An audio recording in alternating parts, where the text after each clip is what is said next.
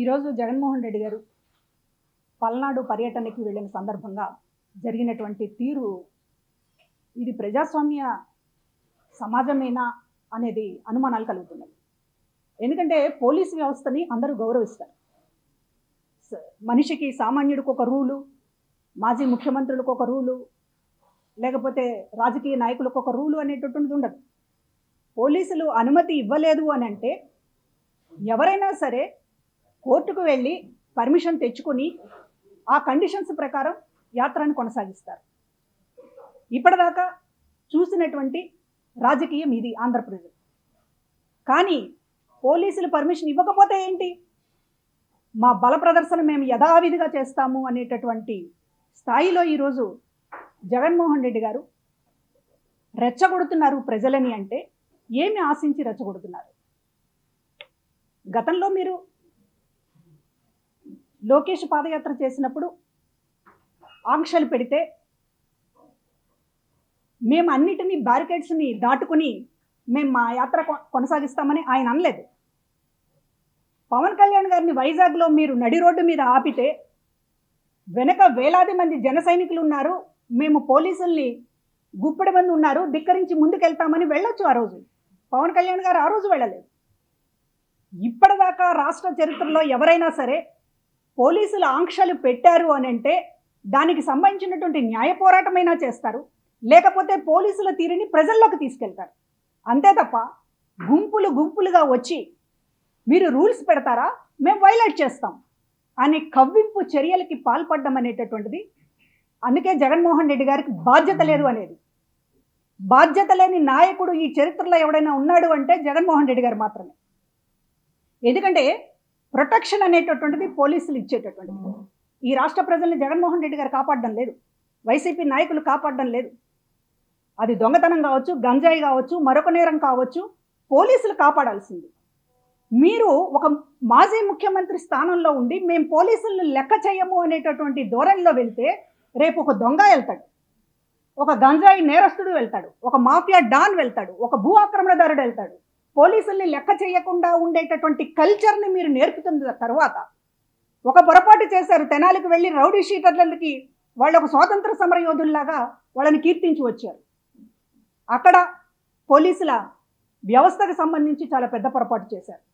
ఇవాళ ఆంక్షలు ఉంటే ఏంటి, ఆంక్షల్ని ధిక్కరిస్తామంటే రేపు ఎవరైనా ధిక్కరిస్తారు. ఆంక్షలు అనేటటువంటి మాకు కాదు అని ప్రతి నేరస్తుడు అనుకుంటే ఈ రాష్ట్రం ఏమైపోతుందో ఆలోచించాలి. రేపు 21వ తారీఖున ప్రపంచ రికార్డు సృష్టించడానికి ఆంధ్రప్రదేశ్ పేరుని, ఆంధ్రప్రదేశ్ క్రెడిబిలిటీని ప్రపంచానికి చూపించాలనేటటువంటి ఉద్దేశంతో ప్రతిష్టాత్మకంగా యోగా డే చేసుకుంటూ ప్రధానమంత్రి గారిని పిలుస్తున్నటువంటి సందర్భంలో ఈ వయలేషన్ ఆఫ్ రూల్స్ అనేటటువంటి దాన్ని ఒక సిద్ధాంతంగా, ఒక ఫిలాసఫీగా జగన్మోహన్ రెడ్డి గారు వరుసగా ఇంప్లిమెంట్ చేస్తున్నారు అంటే దాని అర్థం ఏమిటి? ఈ రాష్ట్రంలో శాంతి భద్రతల్ని దెబ్బతీయదలుచుకున్నారా? శాంతి భద్రతలు పోలీసుల అదుపులో ఉండకూడదని చెప్పదలుచుకున్నారా? మాస్ సైకాలజీ మీకు తెలియదా? పిరికివాడు కూడా గుంపులో ఉంటే రాయిలేస్తాడు. పొదిలిలో ఏం జరిగింది? ఎందుకు పోలీసులు ఈరోజు మీకు ఆంక్షలు పెట్టాల్సి వచ్చింది? పొదిలిలో రాళ్లు రువ్వారు, చెప్పులు ఇసిరారు, వీడియోలు దొరికినాయి. ఒక కంట్రోల్ లేనటువంటి బల ప్రదర్శనకి మీరు పదే పదే పాల్పడుతున్నారు. పరామర్శలు కాదు. ఒక రైతును పరామర్శిస్తే దానికి ఒక పద్ధతి ఉంటుంది. ఏ పొలిటీషియన్ అయినా ఒక పద్ధతిగా వ్యవహరిస్తున్నాడు. పద్ధతి పాడు లేకుండా కేవలం మీ స్వార్థం కోసం బల ప్రయోగం, ఎమోషన్స్ రెచ్చగొట్టడం, రకరకాల సెక్షన్స్ అన్నింటినీ కూడా రోడ్ల మీదకి తీసుకురావడం, వాళ్లతోటి ఒక ఉన్మాదంగా వ్యవహరింప చేయటం. ఇవాళ ఇద్దరు మీ దీంట్లో చనిపోయారు. కాన్వాయ్ యాక్సిడెంట్ అయ్యి ఒక వ్యక్తి చనిపోయాడు. ఒక కార్యకర్త సొమ్మసిల్లిపోయి మీ కాన్వాయ్ దగ్గర తోపులాట్లో గుండె ఆగిపోయి చనిపోయాడు. మీరు మీడియాతో మాట్లాడుతున్నప్పుడు కనీసం ఆ ఇద్దరికి సంతాపం కూడా తెలియచేయకపోవడం అనేటటువంటిది మీ దౌర్భాగ్య రాజకీయానికి ఉదాహరణ కాదా అని అడుగుతున్నాం. ఎంతసేపటికి మీ స్వార్థ రాజకీయమైనా, మీ బల ప్రదర్శనైనా జగన్మోహన్ రెడ్డి గారి చరిష్మా తగ్గలేదు అని మీకు మీరు ధైర్యం చెప్పుకోవడానికి చేస్తున్నారా, లేకపోతే ఎవరినన్నా ఇంప్రెస్ చేయడానికి చేస్తున్నారా, మీ ఉనికిని కాపాడుకోవడం కోసం చేస్తున్నారా? కేవలం మీ చుట్టూ రాజకీయాన్ని తిప్పుతూ ఇవాళ రాష్ట్రంలో శాంతి భద్రతల్ని చివరికి ప్రశ్నార్థకం చేసేటటువంటి హక్కు మీకు ఎవరిచ్చారని చెప్పి అడుగుతూ ఉన్నా. ఈరోజు ముసలి కన్నీరు కారుస్తున్నారు.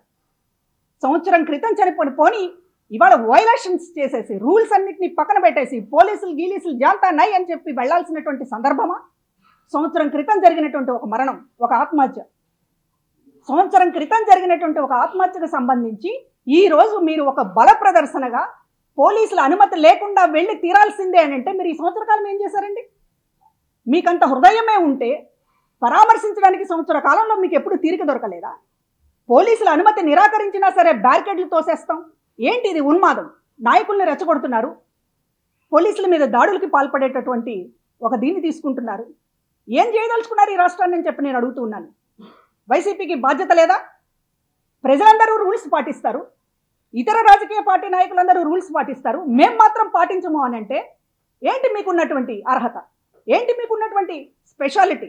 అబౌవ్, అన్నిట్లో అబౌవ్ అనేటటువంటి థియరీ ఎందుకు తీసుకొస్తున్నారు జగన్మోహన్ రెడ్డి గారు? మీకు రూల్స్ వర్తించవా? సామాన్యుడు పాటించేదాన్ని మీరు పాటించరా?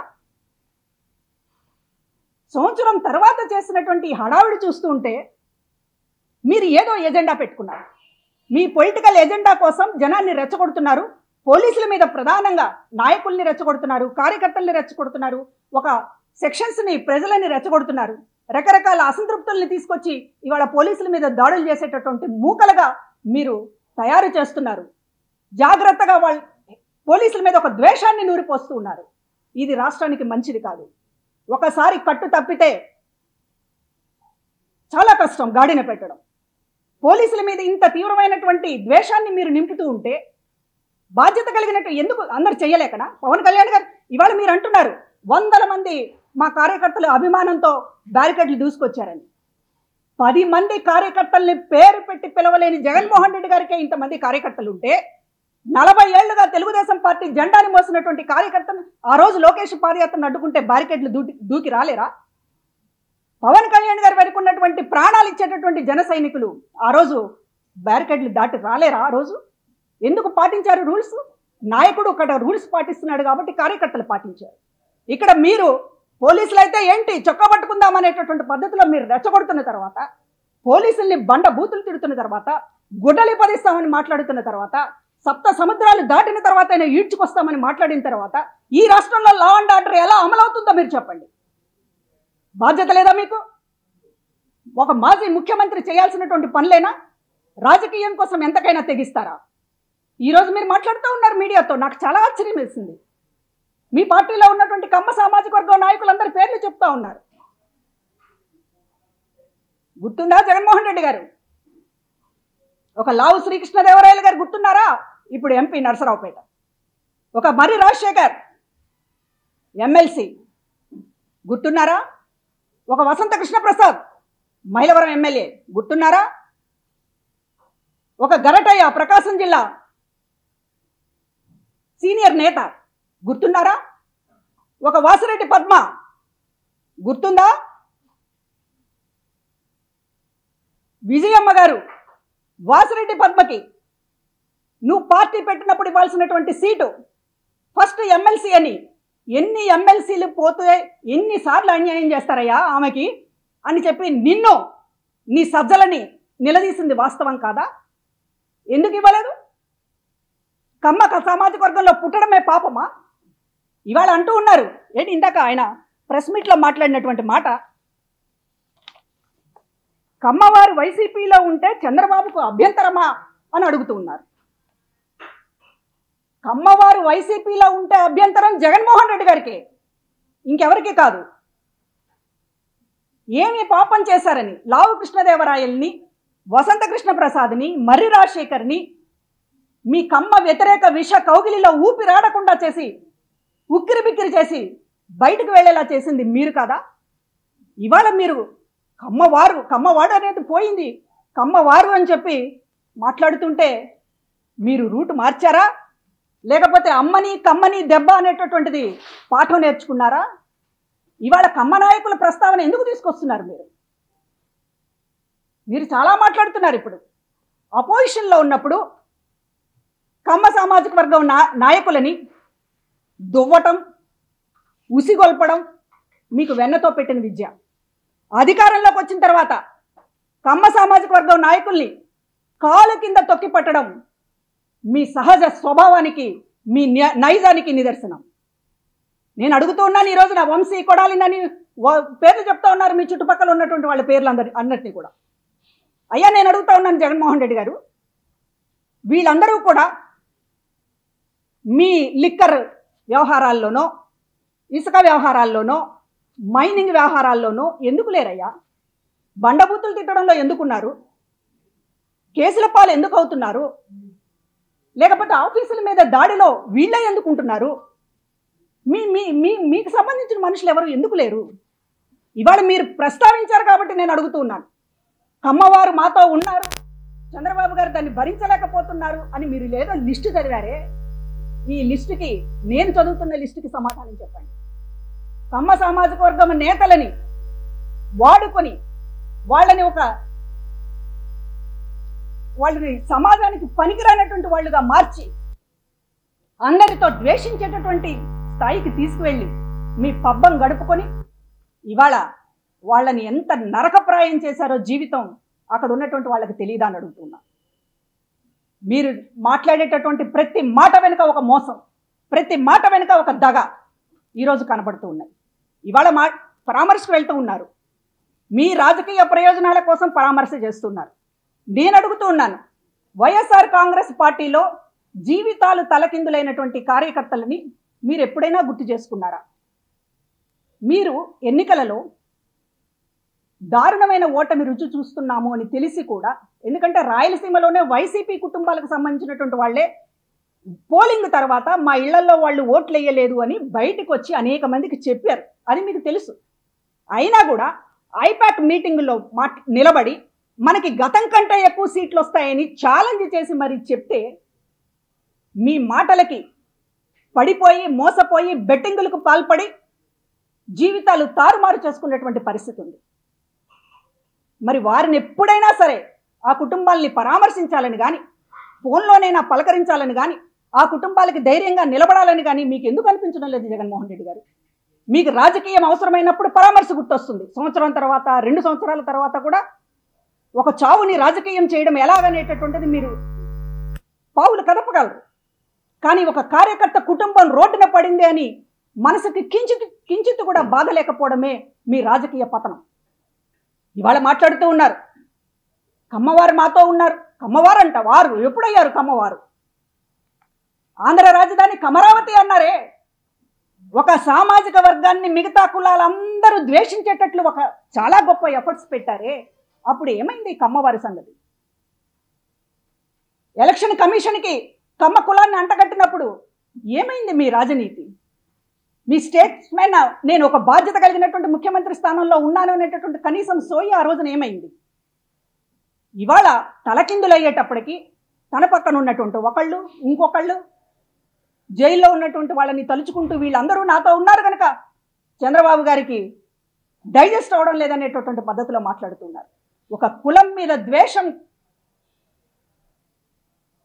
రంగరించి నూరిపోసినటువంటి ముఖ్యమంత్రి ఈ దేశ చరిత్రలో బహుశా జగన్మోహన్ రెడ్డి తప్ప మరొకళ్ళు లేరు.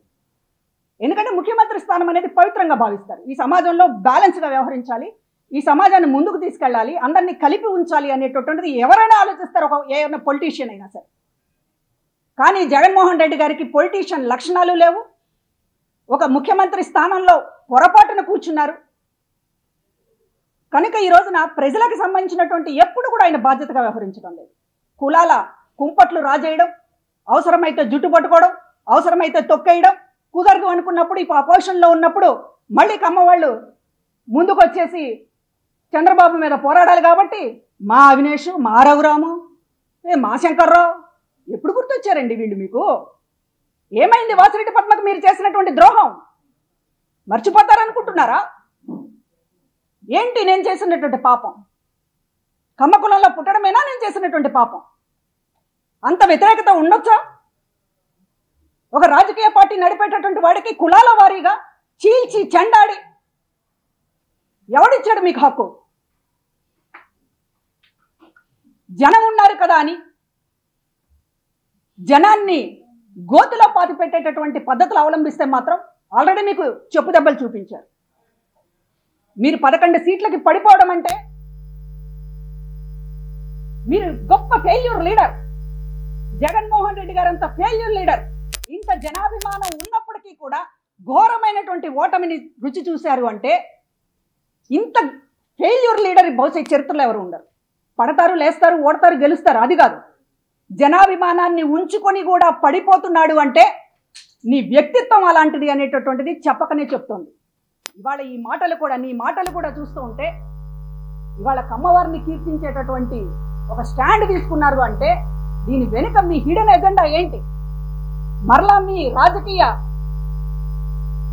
సమిధల పావులుగా వీళ్ళందరూ మారాలని ఒక ఎత్తుగడలు వేసి మీరేదో భుజం మీద చెయ్యేస్తేనో, లేకపోతే అన్నా అంటేనో, లేకపోతే అమ్మా అంటేనో పడిపోయి మీకోసం చొక్కాలు చించుకుని పోరాడాలా, మిమ్మల్ని మళ్ళీ ముఖ్యమంత్రిని చేసుకోవాలి, మళ్ళీ వీళ్ళు చెప్పులు పట్టుకుని తిరగాలి.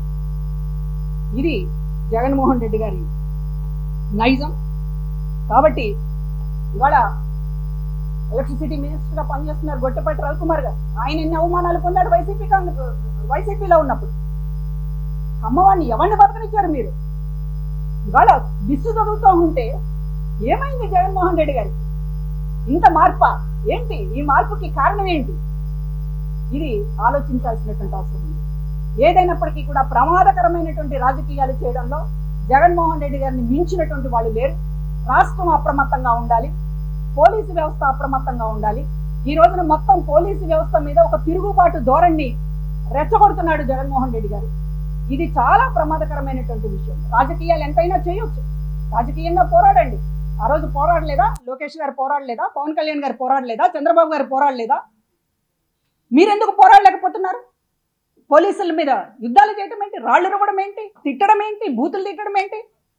నీ అంతు చూస్తానని చెప్పడం ఏంటి? పోలీస్ స్టేషన్కి వెళ్ళి బెదిరించడం ఏంటి? మిమ్మల్ని చూసి రేపు ముఠాలు దొంగల ముఠాలన్నీ కూడా ఇదే పద్ధతి అవలంబిస్తే ఎక్కడికి పోతుంది రాష్ట్రం అనేటటువంటి ఒక నేరమయం చేయదలుచుకున్నారు ఈ రాష్ట్రాన్ని అనేటటువంటిది అర్థమవుతుంది. కంట్రోల్ చేయాల్సింది, కాపాడాల్సింది పోలీసులే. వాళ్ళని ఈ రోజున డమ్మీలను చేసి వాళ్ళపైన ఏదో యుద్ధం ప్రకటిస్తామంటే అది పౌరులుగా మనకు రాజకీయాలు చాలా మందికి అవసరం లేదు, కానీ పౌరులుగా పోలీసు వ్యవస్థ ఉండడం అనేటటువంటిది సేఫ్టీ. ప్రజల మాన ప్రాణాలకి రక్షణ పోలీసు వ్యవస్థే తప్ప మరొకళ్ళు కాదు. కాబట్టి ఆ పోలీసు వ్యవస్థను దెబ్బకొడుతున్నటువంటి జగన్మోహన్ రెడ్డి గారి మీద రాష్ట్ర ప్రజలు అప్రమత్తంగా ఉండాలని తెలియజేస్తున్నారు.